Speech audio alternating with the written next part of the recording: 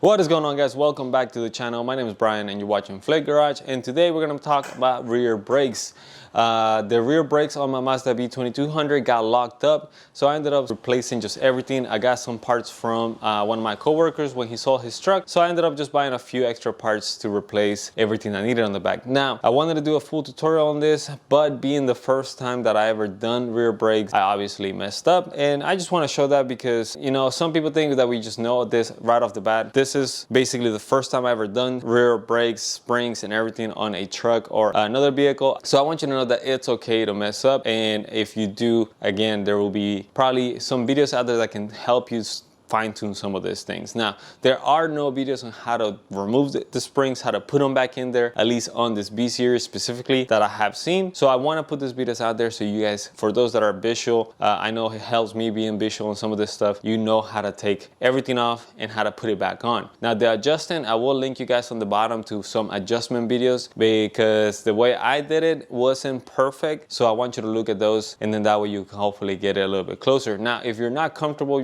with your skills, I do recommend you take this to a professional. Again, I am not a professional mechanic. This is just me doing work on my truck. I'm very handy. So if you are one of those people that are confident on your skills and you feel like you can tackle this, which honestly, it's not very hard. It's just time consuming. The hard part is just adjusting and bleeding, if anything. And I believe you guys can do it. So I'm going to split this video into two parts. First part is going to be just the undoing of everything so you guys can see that. Second part is going to be the putting everything kind of back together. Second part is going to be uploaded right at the same time as this is. So you can go and watch either part if you're stuck on something. So with that in mind, hopefully you guys enjoyed this first part, and then we'll have second part linked at the end or on the bottom, and hopefully it helps you guys. So let's jump right to it. All right, guys, so with that out of the way, we are going to jump right into the parts that we have here today and the stuff that we're going to be replacing. Like I said, we have our brand new pads here on the box. We have our wheel cylinders. This is going to be your driver's side wheel cylinder and your passenger side wheel cylinder. We also have all the brand new springs that we need. We have adjusters. You do need to get one for the left and one for the right. They are kind of separate pieces. And then here we have our brand new drums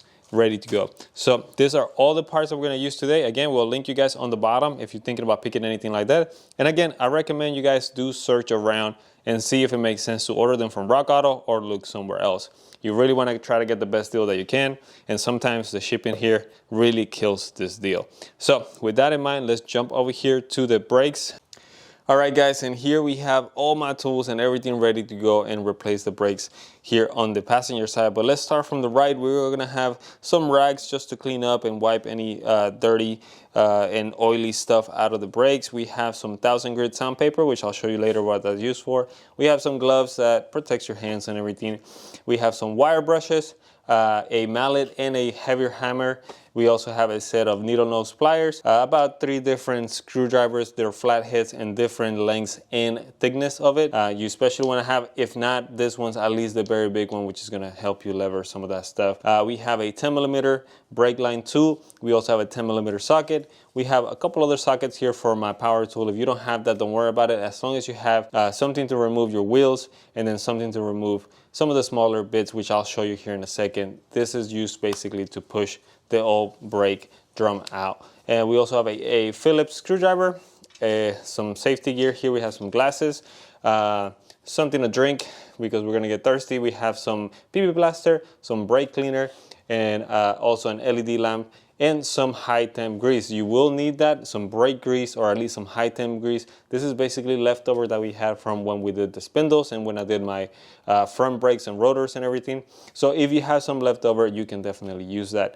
We also have our new parts back here. We have our wheel cylinder, we have our adjuster, we have our drum right here, our new set of springs, and then our pads back there. So everything that we have here is basically good to go. We are ready. Now, you don't necessarily need this per se, but it's one of the tools that I've come to love just since I got it from the guys out of Delphi. They sent me this LED headband, which honestly has been amazing, and I have been using it basically non-stop now. So I'll link you guys to that on the bottom if you want to check it out. You won't need it again, but as long as you have some nice clear lighting where you're going to be working, you will need that. So definitely do it outside, do it in the light, or have, like I said, some LED lamp or some headband. They are gonna come in very handy. So now that we have all that ready, another thing I would recommend if you guys don't have them yet is the softer pads. They're like work pads. Again, another tool that ever since I got it, I basically use it all the time, especially if you're like me and you don't have a lift or anything like that and you are on the floor. This definitely kind of saves you a little bit. But with that all out of the way, we are now ready to remove this wheel and let's get started on here. Let's do it.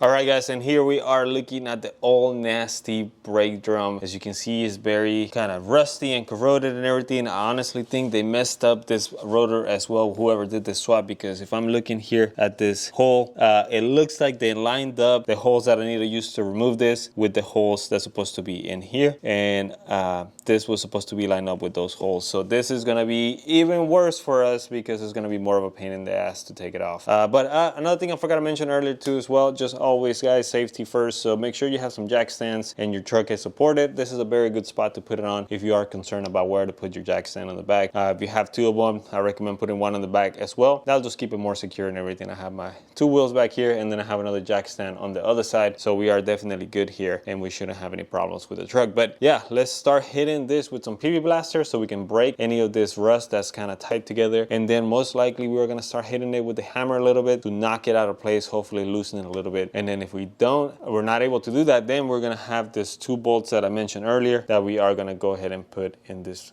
and hopefully it'll come off. So we're gonna find out here in a second. Let's do it.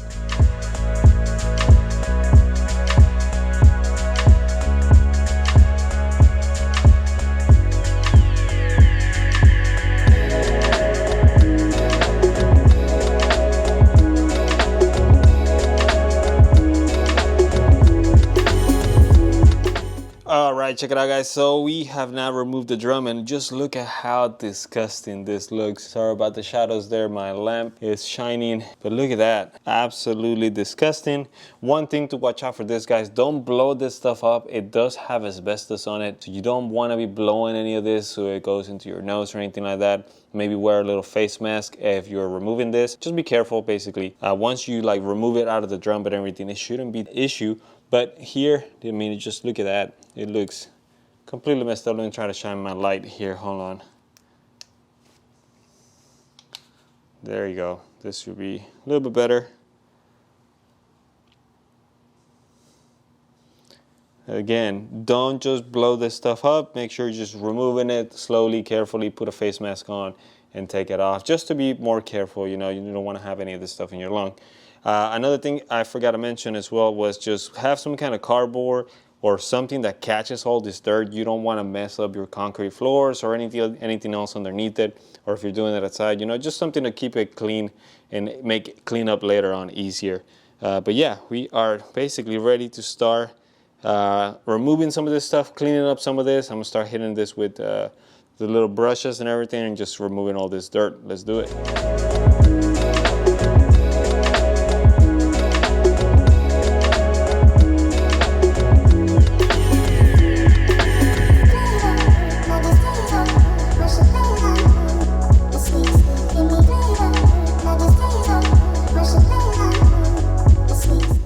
Okay, so the first thing I did was just kind of try to knock loose all the dirt and extra stuff that was hanging. You know, you'll have some old paint and everything. I just scraped it all as much as I could with the long screwdriver and some gloves. Also, again, make sure you don't breathe any of this stuff in. I put a little face mask on there. So I knocked all of that off, and now we are ready to start removing some of this stuff. So what's the first thing you should remove, in my opinion, is going to be these clips right here. These clips are basically, all you got to do is push this in with your long screwdriver, and then with the needle nose pliers, just twist that a little bit and you should be able to unhook this and take it out. Do it for both sides first, and then we're going to move to the next step, which is going to be removing the spring down here.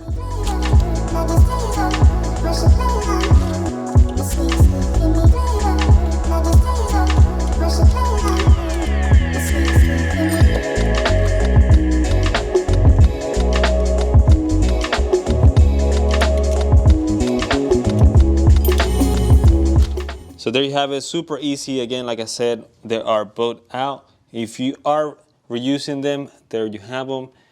Be careful with them. I really recommend you just swap everything out. It's just gonna be better in the long run. But if you are reusing them, just be careful with them. Make sure they don't bend out of the, when you're trying to take them out. Now the next step is going to be to remove this bottom this bottom spring here. And basically what we're going to do is we're going to put your gloves on, and then we're just going to kind of pull it. That one you could put your long screwdriver and just kind of push it behind this little tab. In front of this little tab. And then once you do that, we are going to be able to take it off. We're going to take it, basically pull them out of both sides and take it up out of where it needs to go right now. So let me show you that so that way you guys can see.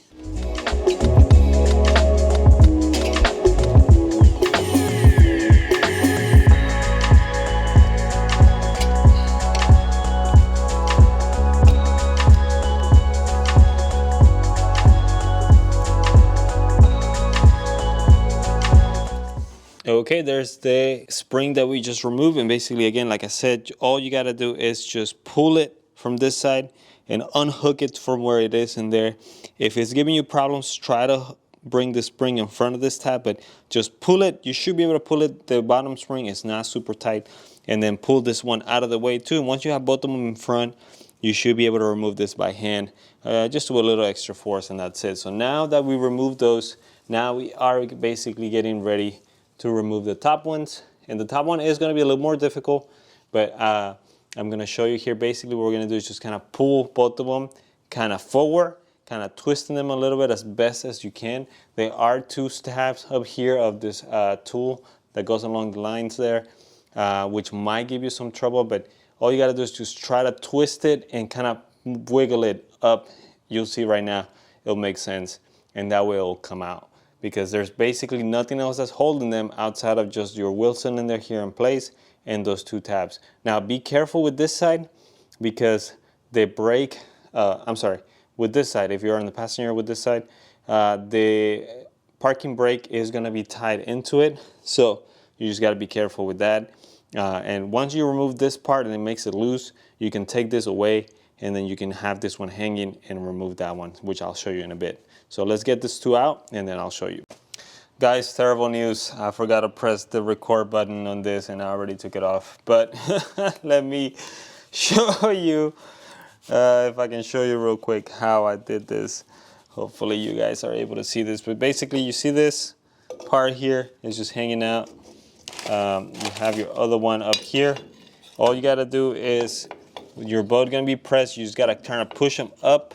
You might damage the cylinder a little bit, but that's okay because we are replacing that whole thing anyways. So it's not a problem if it starts leaking from there. Basically just push them up as best as you can, kind of twist it this way. And then you will eventually be able to unhook it from here, and then it'll just kind of fall down over here. Now, here is the adjuster. And then we also have the other spring here. Terribly sorry we couldn't film that, guys. But basically, one other things here, on one of the sides, you will have this kind of little spring sticking out here out of this bottom part. What you want to do is you want to unhook that one first with a set of pliers. So you should be able to just kind of twist it to the side and it'll come loose. And that will loosen up this top part, which will make it easier for you to be able to unhook this on the side. You won't be able to take that off, but you will be able to just kind of move it through the side on the top and then get this loose. And then this piece that you see hanging down here, it's your, see if I can focus. This piece down here is your handbrake. So we are going to remove that one next, and super easy to do. So I'll show you here in a bit. So if you see that, basically this needs to kind of come out of this side, but you might have to retract that spring a little bit to be able to move it through this kind of hole here. It's not hard, just get a set of pliers. Be careful with the spring, don't damage the spring, otherwise that's going to be a pain to remove and adjust. So just push it back a little bit and take this out, and then you should be able to get this whole piece out of there, which we are going to reuse in the new pads and everything. So keep that in mind. Now with that out of the way as well, we can now start cleaning up this area. You got to make sure you clean the small little tabs. There's one here, one there, and then this one on the bottom. And then on this side, it's a lot darker. So let me see if I can show you here. There's one there,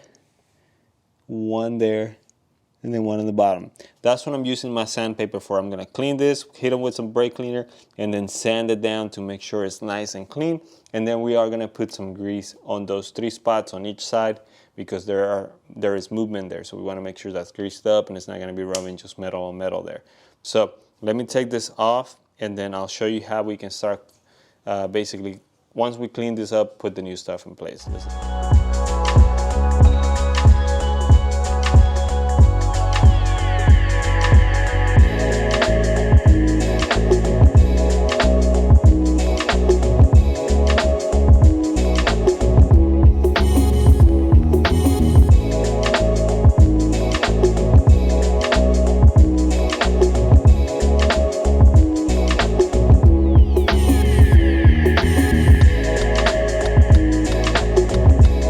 So this is your e-brake piece, and as you can see, there's a hole here, and it just kind of hooks in there. So if you see it sticking out here, basically just goes in the hole, and then you'll push the little spring back just so you can hook it up in there, and it just comes off that way. So now that we have this off, we're gonna go ahead and hit it with the wire brush, clean it up a little bit, so that way it's nice and neat when it's ready to go back in. And we're gonna finish up cleaning up this as well. Let's do it.